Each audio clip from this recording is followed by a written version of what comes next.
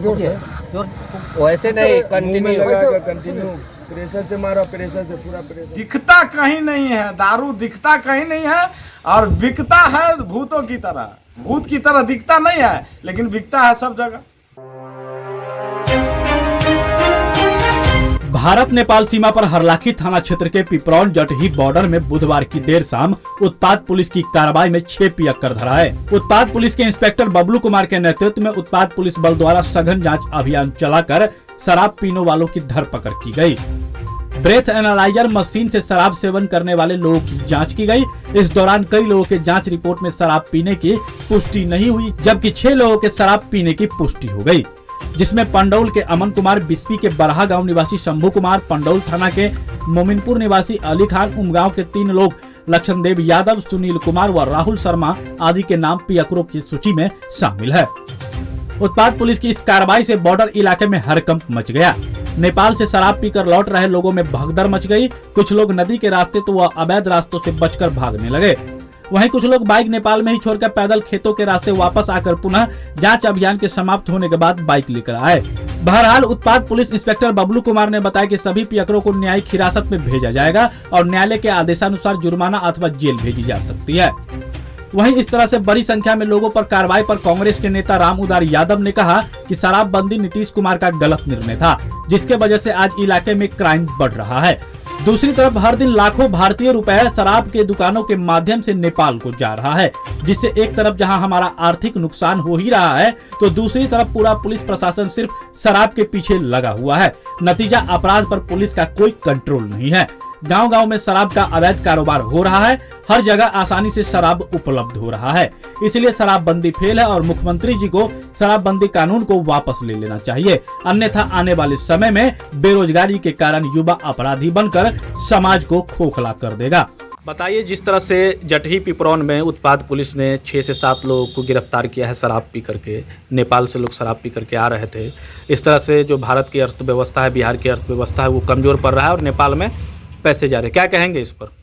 सबसे पहले तो इस तरह का जो प्रोग्राम आप समाज के बीच में या लोगों के बीच में देते हैं कि क्या हो रहा है इस हमारे बिहार में और इस तरह का बॉर्डर साइड में, इसके लिए मैं मधुबनी न्यूज़ को धन्यवाद देता हूं कि आपने इस तरह से लोगों के बीच में अपना बहुत सारा योगदान दे रहे हैं। साथ ही साथ इस पर हम कहेंगे कि सरकार आज की स्थिति में, आज से 4-5 रोज पहले आप देखिए कि अभी तक में 12-13 मर्डर हो चुके हैं हमारे मधुबनी जिला में। क्राइम हो चुका है, लोग दिन दहाड़े गोली मारता है और एक बार भी एसपी, डीएसपी, थानादार या कोई भी किसी तरह का कोई भी कार्रवाई नहीं हो रहा है। लेकिन आप देखिएगा कि एक दारू को लेकर के पुलिस प्रशासन को पूरा उसी पर इन्वॉल्व कर दिया। अब पीने वाले हैं, कोई जिसको आदत है वो आदमी नेपाल के बॉर्डर में उसमें चला गया, पी करके आ गया, अब उसको अब जेल भेज देते हैं। बताइए इससे क्या होगा? इससे राजस्व का कितना घाटा हो रहा है। आज अगर कहीं कहीं अगर दारू का ठेका रहता तो लोग जो होता अपने बिहार में, अपने देश में पैसा रहता, और वही आदमी तो पीता ही है। जहरीली शराब से लोग मरता भी है और कई बार इस तरह का घटना भी हो रहा है। डेली दिन दहाड़े यही होता है। क्या होगा उससे? उससे तो नुकसान हो रहा है, हमारे देश का, बिहार का नुकसान हो रहा है। और पुलिस तंत्र, प्रशासन पूरा नीतीश कुमार उसी पर लगा दिया है, जिससे कोई बेनिफिट नहीं हो रहा है, आम जनता का नुकसान हो रहा है। क्राइम बढ़ते जा रहा है, उस पर कोई सरकार का स्टेप नहीं हो रहा है। इतना बेरोजगारी बढ़ रहा है, लोग इतना बेरोजगार है, काम धंधा नहीं चल रहा है, उस पर सरकार की कोई प्रतिक्रिया नहीं है। शिक्षा विभाग चौपट हो रहा है, स्वास्थ्य विभाग चौपट है, हमारा क्राइम बढ़ रहा है, उस पर सरकार को एक्शन लेना चाहिए, उस पर कार्रवाई होनी चाहिए ताकि क्राइम का ग्राफ घटना चाहिए। पुलिस दारू पर लगा हुआ है, कोई क्राइम किसी तरह का आप देखिएगा कि आज के डेट में कहीं पर भी पुलिस सिर्फ व सिर्फ दारू में सिमट गया है और कोई भी मामला को देखने के लिए तैयार नहीं, जिसके चलते समाज में इस तरह कठिनाई पैदा हो रहा है जो बुझ लीजिए एकदम से पूरी सरकार के विफलता इस पर जा रहा है। हम लोग इससे चिंतित हैं।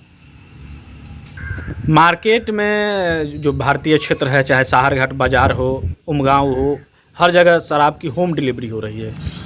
क्या यह सच्चाई है और इस कितना हकीकत है? ये निश्चित ही सच्चाई है और होगा ही, क्योंकि इसको रोकने का मुख्य कारण है लोग जो बेरोजगार हो रहा है, नौजवान जो बेरोजगार। आप देखिएगा पढ़े लिखे लड़का जो इंटर कॉलेज में पढ़ता है, हाई स्कूल में पढ़ता है या मिडिल में पढ़ता है, उस बच्चे को भी उस तरह से लगा दिया गया है और करता है काम, इसलिए कि लोग बेरोजगार है, नौजवान बेरोजगार है, उसको कोई काम नहीं मिल रहा है। और इसके वजह दारू के वजह से क्राइम भी बढ़ गया है, क्योंकि जो दारू बेचता है वो लोग अब रिवॉल्वर के साथ चलता है। पुलिस को भी अब पसीना छूट रहा है दारू वाले को पकड़ने में, क्योंकि जो भी दारू वाले पकड़ा रहा है वो क्राइमर आदमी है और क्राइमर बन गया, रिवॉल्वर के साथ वो चलता है। किसी भी समय पुलिस को भी गोली दाग करके उपार करवे करेगा, क्योंकि पेट में जब आदमी को भोजन नहीं मिलता है, कपड़ा नहीं मिलता है, ठीक से रह नहीं सकता। अगर परिवार में आप अगर कमाते नहीं हैं, आपके बाल बच्चा पढ़ेंगे लिखेंगे, खाना पीना और इसके बाद जितना लोग को शादी विवाह तो मेंटेन करना पड़ता है ना, वो आदमी लाएगा कहाँ से? उसके पास तो पूरा हाथ खाली हो चुका है, और हाथ खाली हो चुका तो उसके आर में या तो किसी को गोली मारेगा, किसी के घर में चोरी करेगा, या दारू पार करेगा, या दारू बेचेगा। इससे ज़्यादा तो कुछ नहीं होगा। बॉर्डर पर एसएसबी है, बावजूद तस्करी, शराब की जो तस्करी है नहीं रुक रहा है। अब क्या कीजिएगा? आप सीधा दीवार खींच दीजिएगा, दीवार खींच दीजिएगा। बिहार और नेपाल के बॉर्डर पर होगा, दीवारों खींच दीजिएगा तो इस पार से इस पार फेंकना चालू कर देगा। क्योंकि आदमी का जो है पेट में दाना नहीं है, और पेट में दाना नहीं है तो गलत काम करवे करेगा। सरकार को इस पर पूर्ण निगरानी करके और तुरंत इस पर एक्शन करके छोड़ देना चाहिए। शराब कोई बड़ा मामला नहीं है, जो पी करके पकड़ाता है, हंगामा करते उसको फाइन लो, जुर्माना करके उसको फिर से छोड़ दो, ताकि राजस्व भी होगा और जो लोग हैं उस तरह के क्राइमर नहीं बनेगा।